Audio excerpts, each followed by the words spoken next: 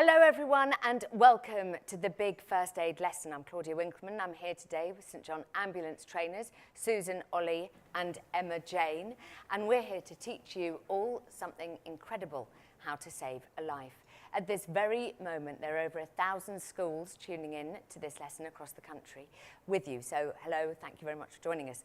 We hope you're all as excited as we are here in the studio to be part of the country's biggest ever first aid lesson. First aid is the help you give to an ill or injured person until full medical help is available. And after today's lesson, we want you to have the confidence to use first aid to help your friends and classmates in an emergency if you need to. You might be thinking that this isn't really for me and that you've never needed first aid before, but trust me, first aid is really easy to learn. It won't take long and you never know when you might have to use it. You could even help to save somebody's life. We'll be looking at a few skills you and your friends might need over the summer holidays, including head injuries, allergic reactions, asthma attacks, and sprains and strains. Today's lesson is coming to you live, which means you and your classmates can join in as we go along. You can get in touch with us through the St John Ambulance Facebook and Twitter pages, and we want to hear from as many of you as possible. We put together a short quiz which your teacher may have given you in class. If you have the quiz in front of you, complete the answers over the next hour, or you can always fill it in after the session and get in touch to tell us how you did. You can also tweet us questions about today's lesson and we'll answer as many as we can at the end of each first aid demonstration. And please don't forget to include the hashtag Big First Aid Lesson. Finally, before we get started, I just want to say a huge, enormous well done and thank you to everyone who's raising money for St John Ambulance today by wearing green and yellow. The money you raise will help us teach even more students and young people essential first aid skills. Now you can imagine what it would feel like to help someone you love if they were in trouble. Well, 8-year-old Sean found out that when he used his first aid to help his mum when she was hurt. Let's hear his story.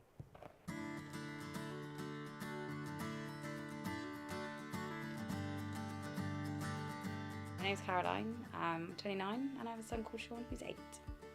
I was doing some exercise on a door bar and I don't really remember an awful lot about it, but I understand that the door bar came off the door and I fell from about 6 foot and knocked myself unconscious. So I just brought Sean back from school and left him here with his mum while I went off to collect my other grandson. And when I got back, Sean was standing outside on the pavement waiting for me with the news that his mum had hurt herself.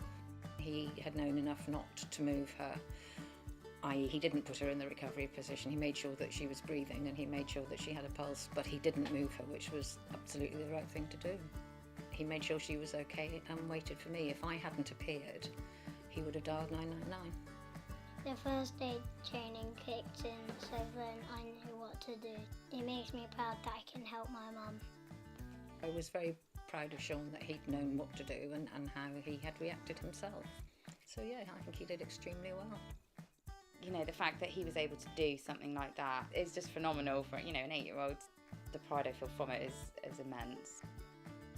I think it's very important for young people to have a first aid skill because anything can happen at any time. I personally feel very passionate about first aid being taught in schools just because I think it is a vital skill that every person should possess.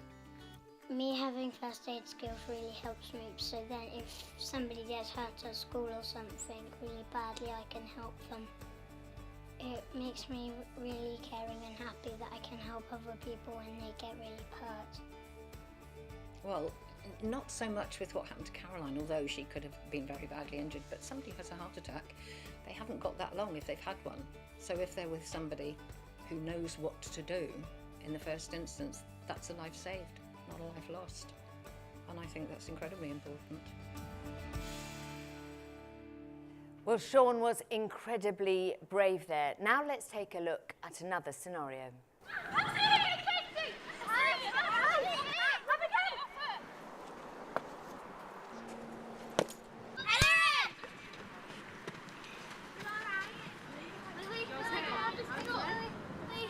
Is she okay?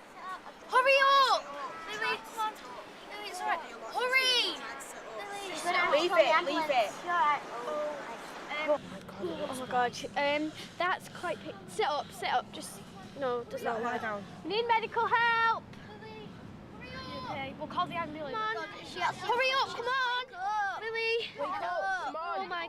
Is she even breathing? Lily, come on. Hurry up, come on. Lily.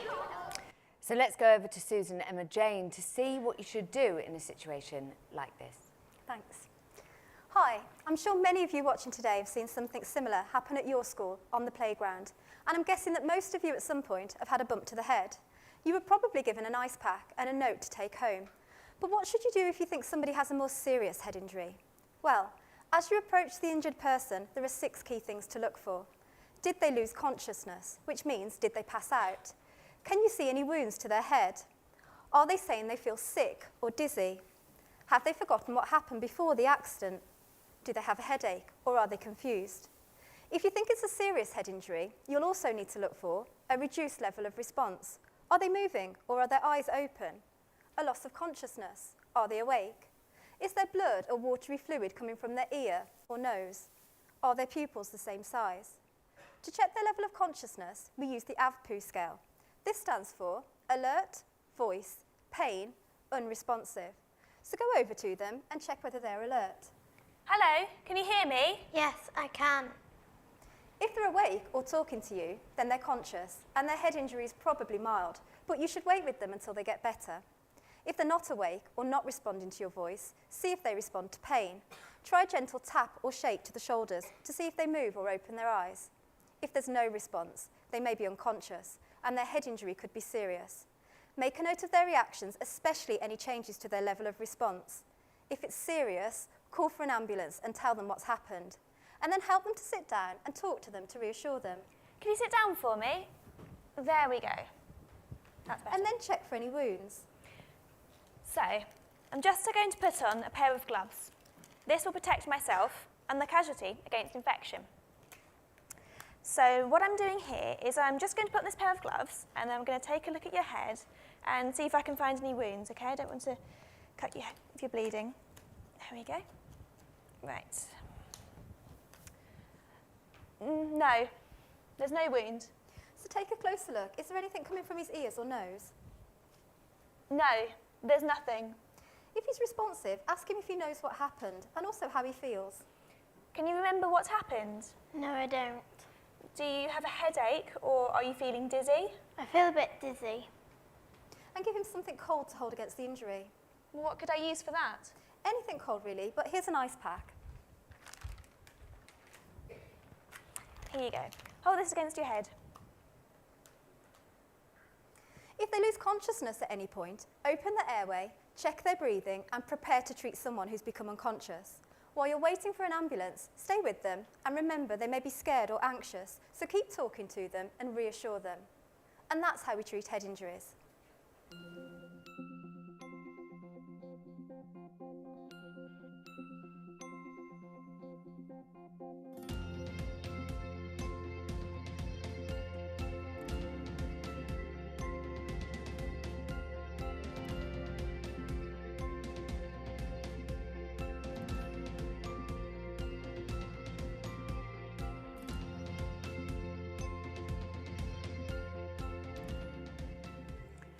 Thank you so much for showing us that. I do have a question though. What happens if you don't have gloves? Because most of us won't have those plastic hypoallergenic gloves on us. Yeah. If you didn't have any gloves with you, but you've got plastic bags, you could use those. But if you haven't, don't worry. Just make sure that you wash your hands really well again afterwards. And if somebody does lose consciousness like that, what should the person who's helping them do? They will need to perform a primary survey and they'll need to open their airway, check their breathing. If they are breathing, they'll need to get them into the recovery position. And you can find details of how to do all of that on our website at www.sja.org.uk. Okay, we've got a question from Twitter now. If you haven't got an ice pack, what can you use? If you're at home, you may have a bag of frozen peas or something like that. You can wrap them up in a cloth.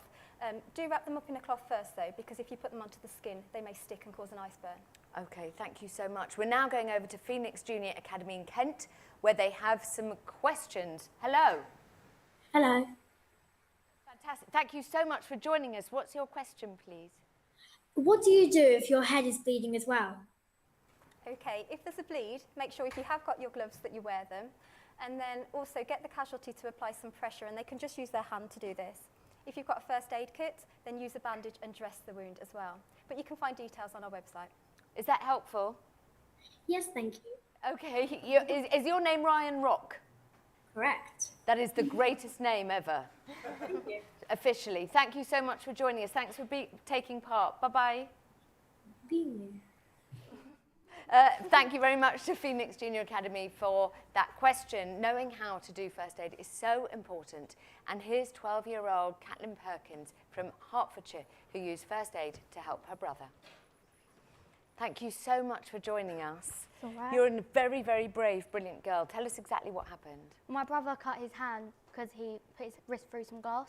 He has several deep lacerations to his hand. So he lost a lot of blood and his face went really pale. So I had to try to control the bleeding. So I put a bandage around it and raised it up in the air.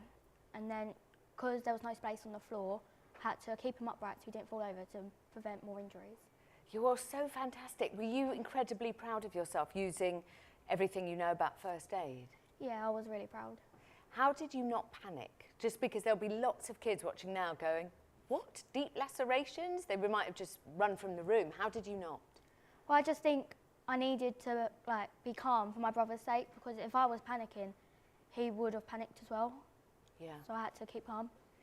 Your mum, your whole family must think you're amazing. Is your brother still grateful? Well, I think he is, but he still hasn't said thank you yet. But Yeah. Well, that's brothers for you. Yeah. That's officially. If anybody's watching and they're thinking, oh, first aid, it sounds complicated, what would you say to them? How great can it be? well, it is a really good skill to know, and once you've learnt it, it's like a skill that never goes away. You always remember it. Okay, fantastic. Thank you so much. You're very brave. Let's hear it for Caitlin. We could all use some help in what to do for strains and sprains. So let's take a look at another scenario.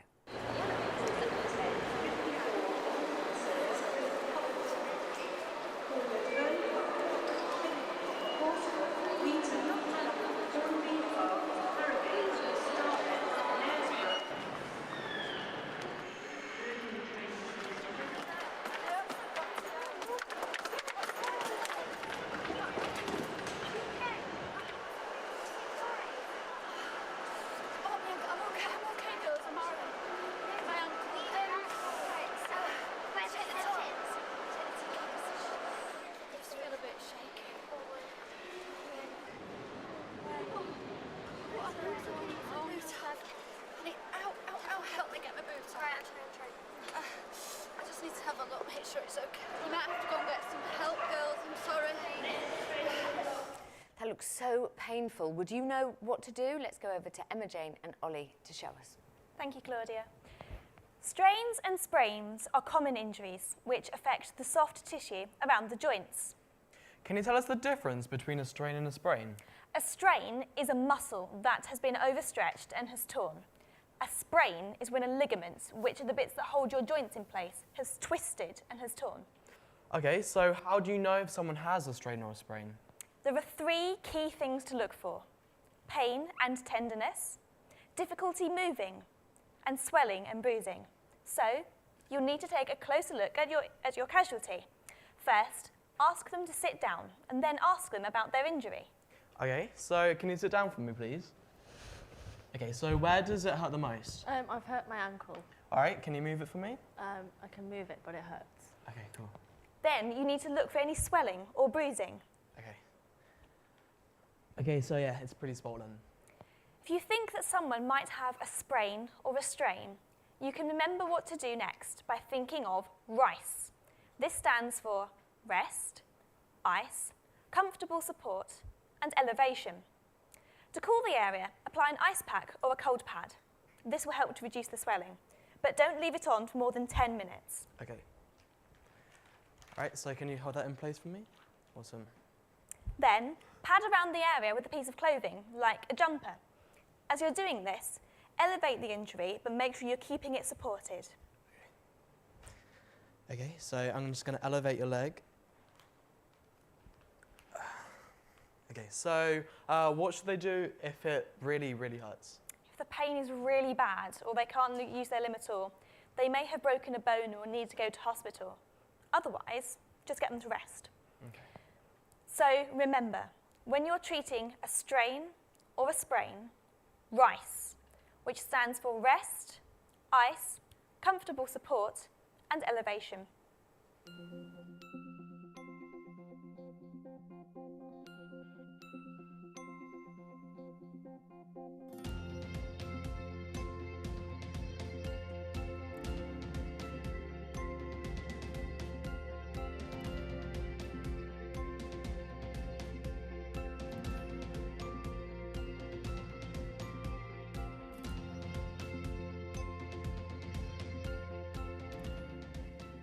Well, thank you so much to Ollie and Emma Jane. Now let's go over to our audience for question from... Yes, thank you so much. What's your question? What do you do if someone has sprained their wrist? Okay, excellent question. So you can still use the RICE technique. You need to make sure that the injury is rested, that you've applied an ice pack, that it's comfortably supported and elevated. If it's a wrist, you can do it like this. Okay, fine. Thank you so much. Thank you for your question. We're now going over to Fort Pitt Grammar School for one of their questions. Hello. Hello. Giggles. Thank you so much for joining us. What's your question, please? I've read somewhere that you should bandage a sprain really well. Should we do this? So no, we don't use bandages anymore for sprains and strains. It's just important to make sure that the injury is supported with an ice pack and comfortably supported, elevated. Okay, that's so interesting because in my head you always just wrapped white bandage. No, it's helpful. You might be able to get the casualty to hold the ice pack on the injury. That might help too. Okay, all right, thank you so much. What's your name? Sydney Baker. Okay, that's also an excellent name. Sydney, I hope that's been helpful. Yeah. Thank you, and thank you so much to your school for getting involved. Thank you to Fort Pitt Grammar School for that question. Now, don't forget to tweet questions also using the hashtag #BigFirstAidLesson. We love hearing from you. Okay, so who out there is allergic to something? Let's take a look at our next scenario. I'm going to go get some chips. Meet you at the bus stop. Yeah, sure. What did you have today? We had Mr. Smith. Oh, I don't like him. Do you like him? Good job. Oh, give us one of them. No, go buy your own. I haven't got any money on me. Go nick them. You can't nick stuff from a chippy shop. I was only joking. Use one of them.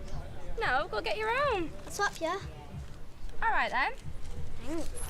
Bye, this is one.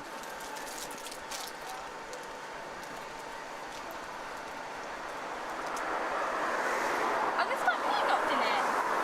No. Oh, stop messing about. I'm not messing. You're right. No. Go get some out from the chippy shop. Don't worry, I'm here. Right.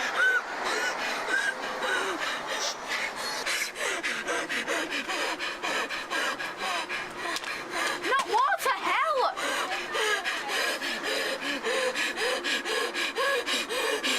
Oh, look, your eyes. What can we do to help? Let's go over to Susan and Emma Jane to see what on earth we should do. Thank you. Many of us have allergies to things like pollen, soap, or maybe food. I'm allergic to strawberries, and for most of us, the allergic reaction is mild. We may have itchy eyes, a runny nose, or a slight rash, but for some people, the allergic reaction is severe, and they need to get to hospital urgently. So if you think somebody might be having a severe allergic reaction, there are 5 key things you should look for. Are they having difficulty breathing? Is their tongue or throat swollen? Are their eyes itchy or puffy? Is their skin blotchy? Are they feeling scared, frightened, or anxious? If you notice these signs and symptoms in someone, they might be having a severe allergic reaction, and you need to get them to hospital as fast as you can. But what should you do if the symptoms are mild or have stopped? They still need to go to hospital, so call for an ambulance straight away and tell them that you think somebody's having an allergic reaction. If you know what might have caused it, like maybe a bee sting or food such as nuts, then let them know. What if the casualty knows what's caused the reaction, what they're allergic to? If they know what's caused it, they may have medication with them. This could be an auto-injector. You might know this as EpiPen, and when it's injected, it can help reduce the allergic reaction. So help them to sit comfortably. Leaning forward slightly will help with their breathing. Okay, sit down for me, that's it. And what I'm going to do is ask you to lean forward, and that should help you breathe. There we go. And then help them to use their medication. So for this one, you remove the cup, Hold it 10 centimetres away from the outer thigh and stab it firmly into the thigh, like this. Hold it in for 10 seconds. When 10 seconds is up, remove the pen gently, like this, and then massage the area for a further 10 seconds. What happens if they become unconscious? If they become unconscious at any point, you would need to treat them as an unconscious casualty, and you can find details of how to do this on our website at www.sja.org.uk. So remember, for a severe allergic reaction, call for an ambulance, help them to take their medication, and check their breathing. That's what you should do if someone is having a severe allergic reaction.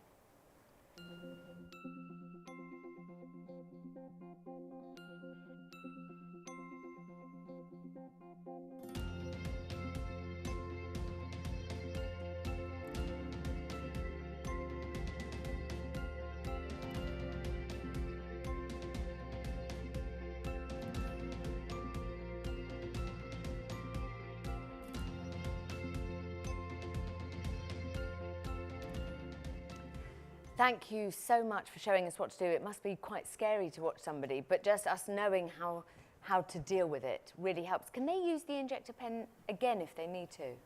They can't use the same auto-injector again, just because it can only be used once. But after 5 minutes, if their symptoms are no better, or in fact they're getting worse, and they have a second auto-injector with them, they can use that.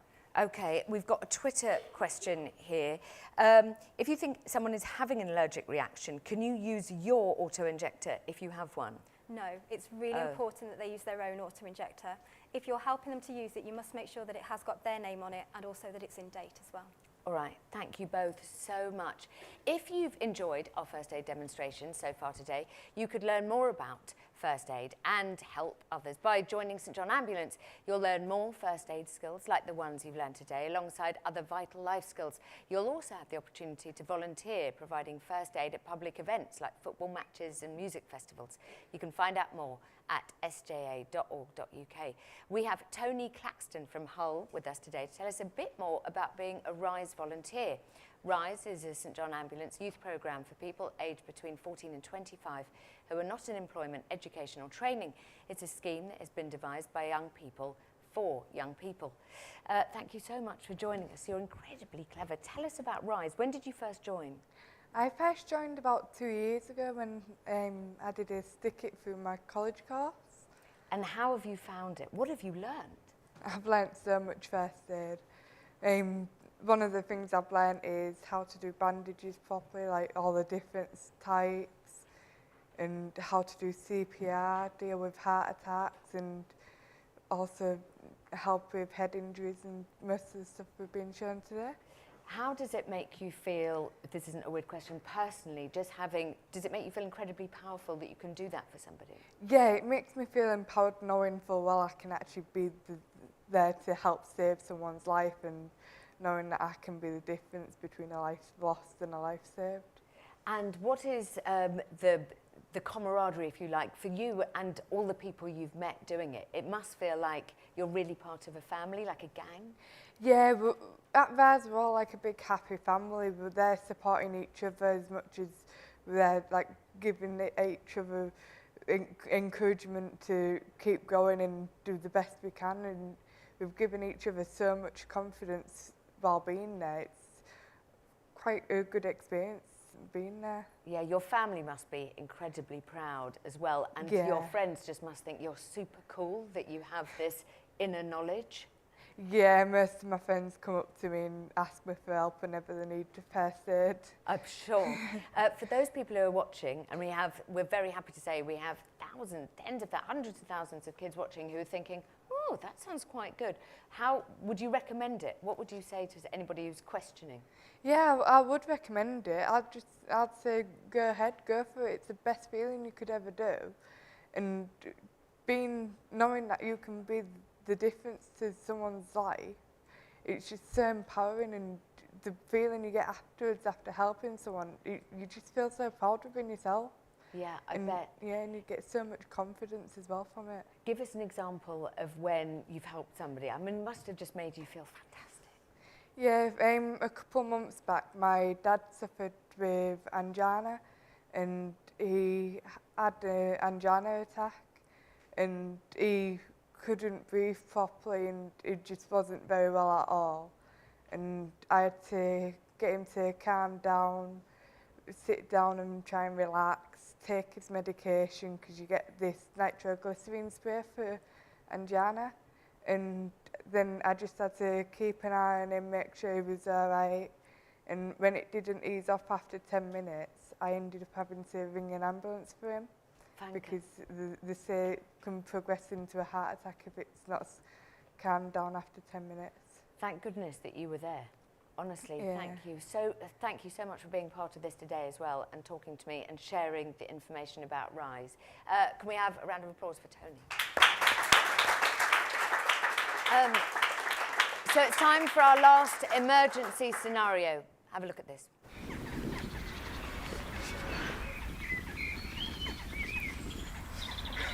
Hey! Wait up! How you doing? Okay. Have you been up to anything lately? No, nothing much. What's up? Got these sacks and I just can't seem to figure it out. Do you mind helping me? 36 times 10. Yeah. Anyway, we start off times in 3 by 0. Yeah. So... Double 0. Yeah. Oh, stop mucking about. Yeah, so... Yeah, I'll be alright. Then you times 3 by 1. I think he is okay.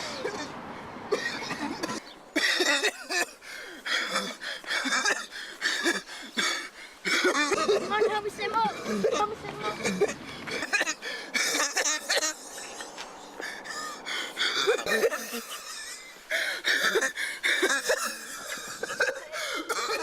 Asthma attacks can be absolutely terrifying, and it's worth saying over 1 million children suffer from asthma in this country. Let's go over to Emma Jane and Ollie to see what first aid we need to know. So most of you will know somebody with asthma, and as you saw in the clip, an asthma attack can be really scary for the casualty, but also for their friends and family. So it's really important that you know how to help if it's one of your friends who's struggling to breathe.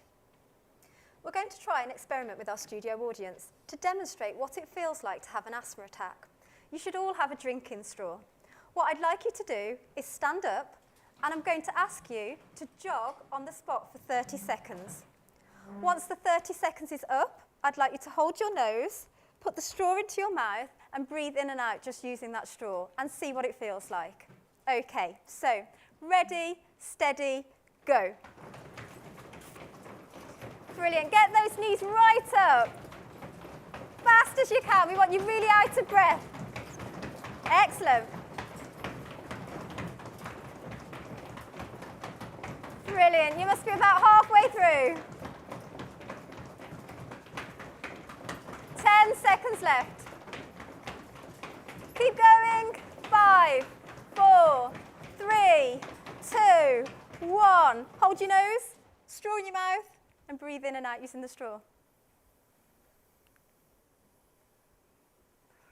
Okay, can you tell me how that felt?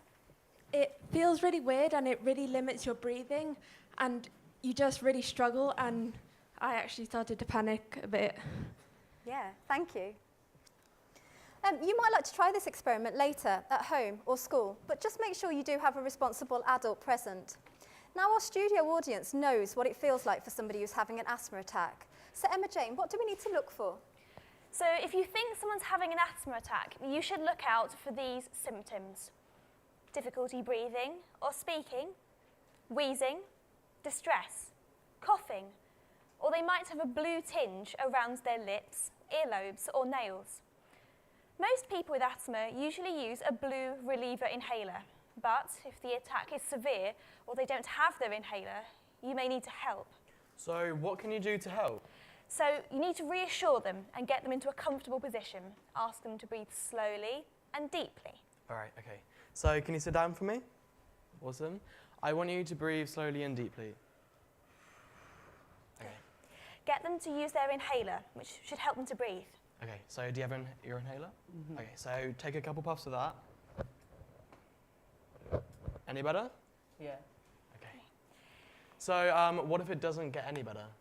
If if it doesn't get any better, it may be a severe attack.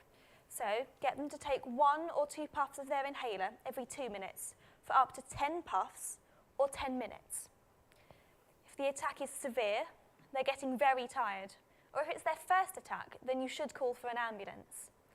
If they become unconscious, treat them as an unconscious casualty. Again, you can find details of how to do this on our website at www.sja.org.uk.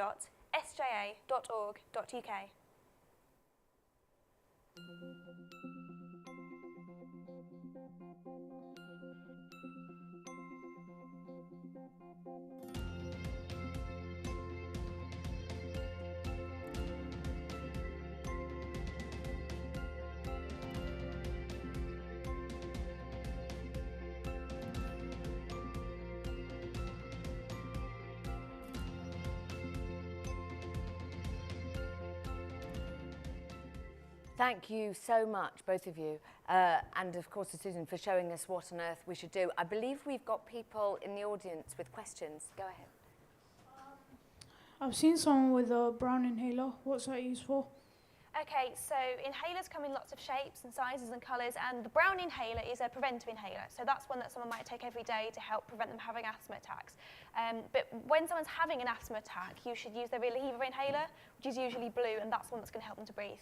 Okay, fantastic. If they don't have the blue one, can they use the brown one just as an interim? No, the brown one's a preventer only. So it doesn't work? No, so you should just help them breathe slowly and deeply, and if it gets worse, do phone for an ambulance. Okay, thank you so much. I believe we have another question. Can you use a friend's inhaler if you don't have your own? No, you shouldn't be using someone else's inhaler, but some schools keep one in the medical room, and you can use that one, so it's always a good idea to check if there's one at school. All right, thank you very much. I hope that helped. Thank you.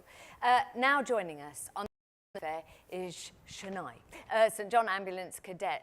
Shania has volunteered for over 7 years. In that time, not only has she put her first aid skills to excellent use, it's also provided her with some amazing experiences and opportunities. Thank you so much for joining us. Did I say it correctly? Shania. Yeah. I'm so sorry. Sorry. I could feel, I was just like, oh no, I've said it wrong. Thank you so much for joining us. You've been a member, a cadet. Can you explain what that is? So a cadet, obviously from the life first aid side, so we learn first aid, ranging from we learn CPR to recovery position, and from someone from my age 17, we can go and become advanced first aiders, so where I can learn to administer oxygen, and then from there we can go on to events with adult volunteers, such as festivals, football games, and we had the opportunity to cover the Olympics, and the whole point of us being there is just to make sure everyone, if they need help, it's there. What a wonderful skill to learn. Are you very, very pleased that you joined up? Definitely, and there's no regrets. No regrets. What does it do for your confidence, if that's not too weird a question? Just that you, as you sit there now, you know that you could help any one of us. Is that a lovely feeling? It just gives you that sense of belonging, I guess you could say, knowing that if anything happens, you're the person who can make the difference, that you can jump straight in and just help someone. I asked Tony as well, when we were talking about RISE, what it feels like to be part of that camaraderie. I mean, do you get on very well with the other cadets? Yes, the best thing about St John Ambulance is that everyone's so friendly. As Tony said, we're like a giant family. We just all get along. I met quite a few new cadets here today, and we've just glued and got along and worked together. Tell us an experience when you had to use your medical knowledge. So it was a couple months ago where my friend, she's prone to epilepsy, so she had an episode during the middle of our PE class. So I wanted to panic, but obviously I couldn't because I was the person there to help. So I had 60-odd students running around going crazy. So my first priority was just to sort out the casualty and then sort out the craziness happening. So she fell towards me, and my first instinct is I caught her, and I laid her onto the floor, moved the danger away so she didn't hurt herself, controlled the crowd, so I sent a couple of them off to find a teacher and someone else to find blankets just to calm the situation down. Because that's the main thing. That's so clever. Because they can injure you or someone else or even themselves. You don't want any more casualties. So when she stopped having that episode, I opened her airway and put her in a recovery position, got the blankets and sat there waiting for the ambulance to come. You're very, very clever. I bet she's phenomenally grateful. She's forever grateful. Yeah, brilliant. And tell us about some of the experiences. I mean, I know it's all about first aid, but also it must be wonderful going to musical festivals and football games and, like you say, part of this gang, just there to look after people. Where have you been? Have you had a lovely time? Yeah, so I've been on lots of duties, so lots of London marathons I've been on, just local football duties I'm lucky to be invited to. But also you get, I was named London Regional Cadet of the Year, so I got to go to, which you could say, prestigious events. Yeah. So I got to meet members of the royal family. I was in presence of the Queen herself, and that was just such a joyous occasion, just being able to be there. Oh, and I believe Princess Anne is now your friend. I think I could say that. Yes, you've met her twice. That's Yeah, I met more her than twice, enough. yeah. Huge congratulations. Thank you so much for joining us. Let's hear it for Shanae. Thank you so much. We now have some Twitter questions for our trainers. Would you mind joining us? Thank you so much. I just feel like we should do as many as possible. Any one of you can answer. When you said, somebody said you mentioned a comfortable position for asthma, do you mean lying down? Not necessarily. It's just the most comfortable position for the casualty. So that can be lying down, but normally when they're having an asthma attack, they're going to find it hard to breathe. So you want to sort of lean them forward, Okay. And they'll find it easier to breathe then. But just ask the casualty whether they feel comfortable, and then if they don't, then just reposition them. Okay, thank you. Another question. Do you treat strains and sprains differently? It's a good question. No, you treat them exactly the same. I mean, it can be good to know which one you've got, but in the state, it's rice. Rest, ice, make them comfortable and supported, and make sure the limb is elevated. Okay. For everybody who's watching, I think every time we eat rice, we will think of strains and sprains. It's now, they're glued in. Final question. What kinds of things can cause an allergic reaction? I mean, we all know about nuts, but are there other things we should just watch out for? Yeah, there's some common things like shellfish is another one. Also medication, so you might hear of somebody being allergic to penicillin. Also animal fur as well, and latex. Okay. So those are some of the common ones. All right, thank you so much for being part of today. You three are obviously brilliant, but does one of you want to answer this? How important is it that the children who are watching us just learn some first aid? It's a great thing, isn't it? I think that learning first aid, it could be the most important lesson they ever learn. How brilliant is that to be able to not only help someone else, but to maybe save their life? Okay, that's fantastic. By the way, the maths and the English teachers who are watching now are going, don't listen to me. Thank you very much. That's all we've got time for at this year's Big First Aid lesson. Thank you so much for watching and taking part. We hope you've enjoyed learning these new skills today, and that you'll have the confidence to help your classmates and friends if you ever need to in an emergency situation. You can learn much more first aid skills on our website, and if you feel inspired by what you've seen today, you can find out more by joining St John Ambulance at sja.org.uk. Also, when you come back from the summer holidays, look out for news of our Save a Life September Awareness Month and how you and your school can get involved. We hope to see you back next year to learn even more life-saving first aid skills from everyone at St John Ambulance and from me, from these wonderful trainers. Bye-bye.